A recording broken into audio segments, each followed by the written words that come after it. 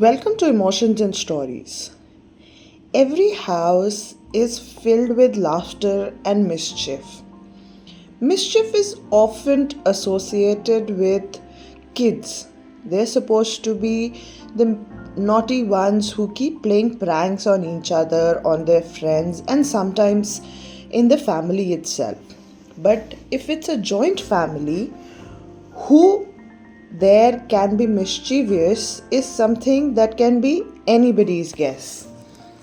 Our today's story is about one such family member who is mature, but let's find out from the story itself. So let's begin today's story, Mischievous Grandmother.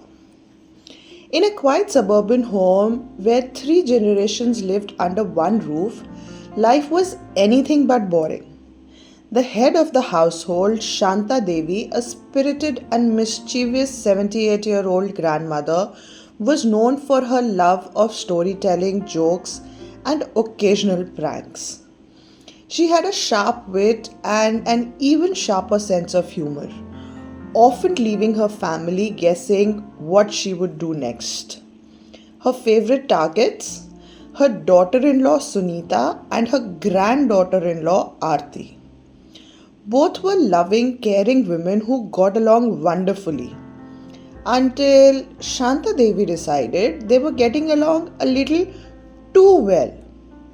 One fine morning, Shanta Devi sat on her armchair watching Sunita and Aarti chat in the kitchen. They were laughing, cooking, and sharing recipes.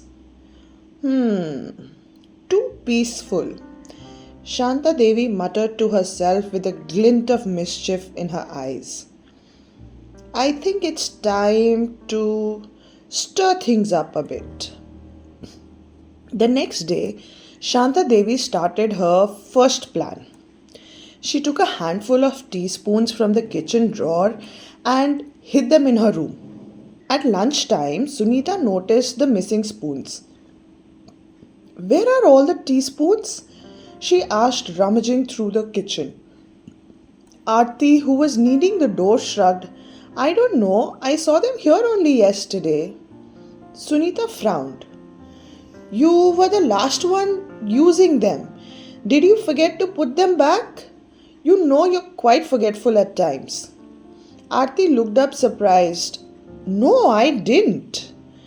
From her armchair, Shanta Devi chimed in, pretending to be the innocent person. Oh, Aarti, you youngsters are so forgetful these days. You probably left them somewhere and now poor Sunita is troubled searching for them. Very careless attitude. Aarti opened her mouth to protest but stopped, unsure how to respond. Sunita grumbled under her breath and an awkward silence settled in the kitchen. Shanta Devi suppressed a smile as she sipped her tea. A few days later, Shanta Devi decided to up her game. She took one of Sunita's favorite saris from her cupboard and carefully placed it in Aarti's wardrobe. Later that evening, Sunita was looking for the sari to wear to a family gathering. When she couldn't find it, she grew frustrated. Has anyone seen my green sari with a golden border? She asked. Aarti, who was passing by, paused. Green sari? I think I saw something like that in my cupboard. I was taking something out and felt odd seeing that color, but I was in a hurry and didn't pay much attention. Sunita's eyes narrowed. In your cupboard? Why would my sari be there? Confused, Aarti went to check and returned with the sari. I don't know how it got there, she said, holding it out. Sunita snatched it and huffed. Next time, please don't take things without asking.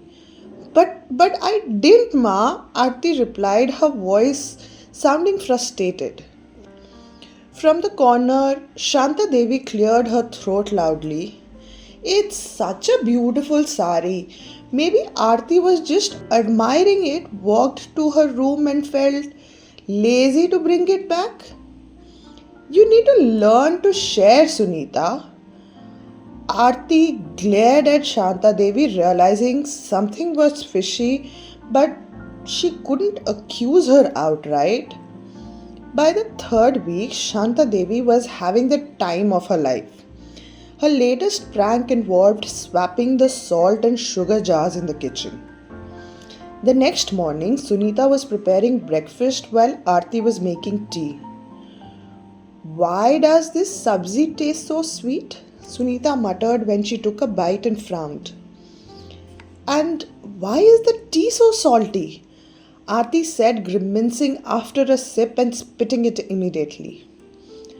Both looked at each other accusingly. Did you switch the jars? Sunita asked. No, why would I do that? Aarti retorted. Shanta Devi, sitting in her usual spot, burst into laughter. Oh, you two, always arguing about the silliest things.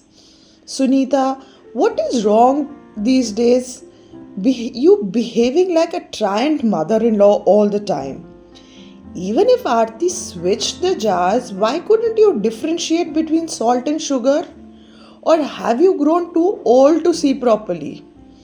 I don't know what is happening in this house these days. Sunita and Aarti felt there was something going on, but neither of them said anything. Dadi's small pranks continued, and she was always there to witness their reactions and adding fuel to the fire.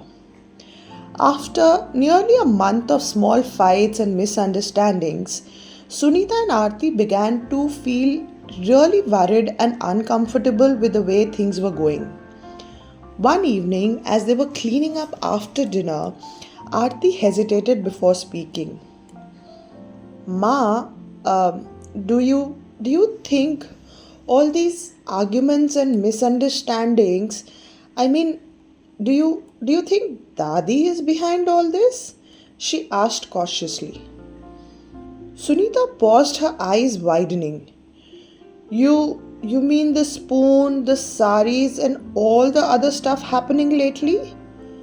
Yes, Aarti exclaimed. It's like Dadi is always there when something like this happens, and she's adding fuel to the fire either on your behalf or mine. And she always has that innocent look when things go wrong, dispensing pearls of wisdom. Sunita thought for a moment, then nodded slowly. Yeah, you're right. She's always around when we argue, isn't she? The two women decided to test their theory. The next morning, Sunita and Aarti pretended to have another argument in the kitchen. This time over a missing recipe book.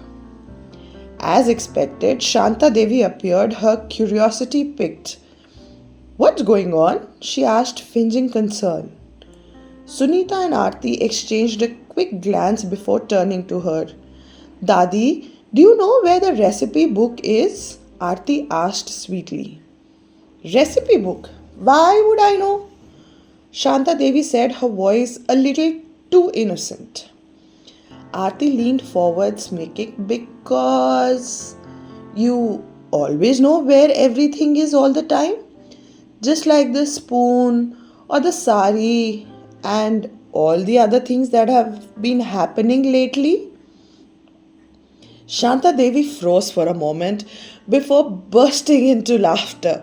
Well, finally you both figured out? Sunita crossed her arms, trying to look stern but failing to hide her smile.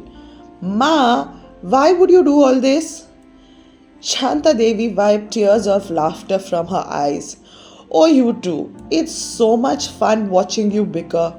You're both so serious all the time. I thought you needed a little excitement in your life. Aarti shook her head, half amused, half annoyed. Dadi, we can do a lot of other things to spice up our lives together. But where's the fun in that? Shanta Devi replied, grinning mischievously. Despite their initial frustration, Sunita and Aarti couldn't stay mad at Shanta Devi for long. Over the next few days, the three of them laughed over the pranks, with Shanta Devi proudly recounting her clever schemes. Ma, you're too much, Sunita said one evening, shaking her head. Well, life's too short to be boring, replied Shanta Devi, winking. From that day on, Sunita and Aarti became closer, bonding over their shared experience of being the targets of Shanta Devi's mischief.